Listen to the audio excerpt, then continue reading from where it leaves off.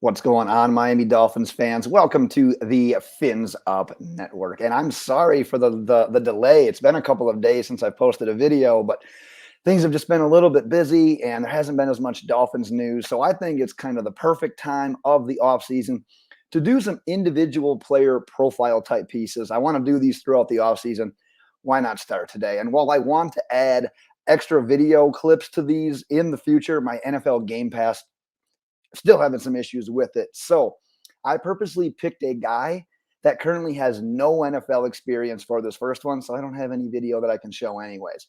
But ZaQuandre White, intriguing player to examine due to how he ended up with the Dolphins and the opportunity that he has to make this team's 53-man roster.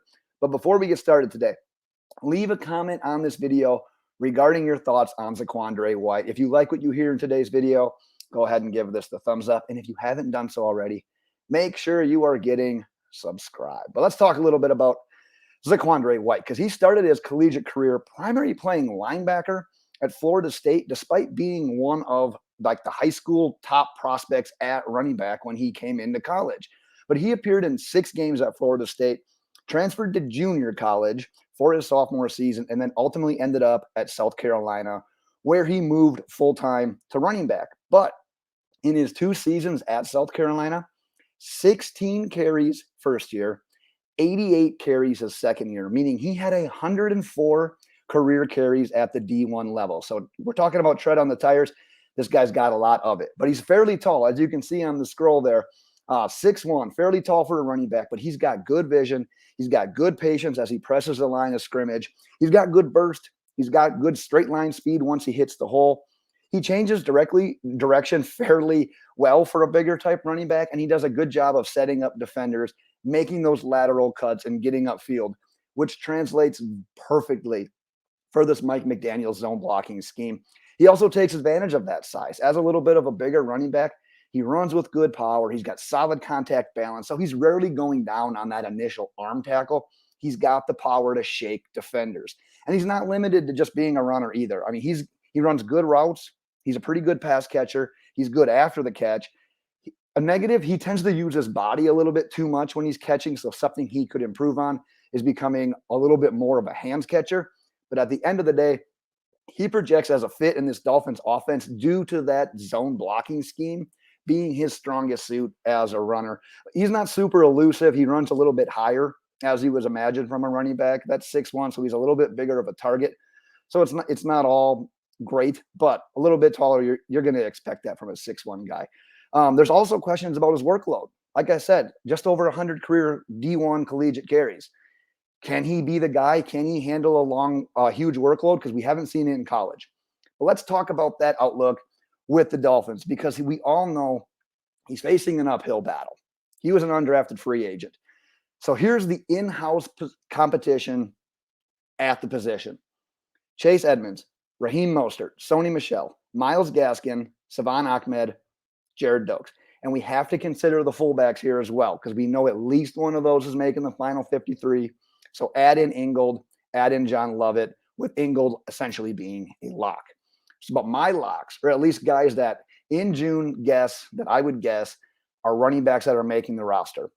You got Chase Edmonds, you got Raheem Mostert, you got Michel, and you've got Ingold. That leaves Myles Gaskin, Savon Ahmed, Jared Dokes, White, and Lovett as the guys that are competing for these final spots. So here's my case for why ZaQuandre White can make the roster. He projects better in the zone blocking scheme than a running back such as Myles Gaskin. Miami also already knows what they have in guys like Gaskin, like Ahmed, because they've been there for a couple of years. So if they want someone that can provide a little something different, take a chance on someone they haven't seen before, ZaQuandre White's an option. He's also caught the eye of the coach. If you remember a couple of weeks back when he was asked, what undrafted free agent has stood out to you? ZaQuandre White was the one guy McDaniel mentioned by name, and he gave him a nickname. If you're getting a nickname from the coach, that's pretty good. If you haven't heard, he nicknamed Dr. White.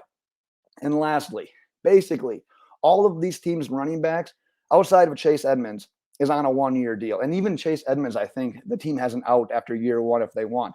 So they're not really committed to any of these guys as the team's long-term answer. So the door is open for someone to emerge to make a case to be the team's long-term solution at the position. But let's play devil's advocate to that. Let's say why it will be tough for him to make the team's final 53 roster.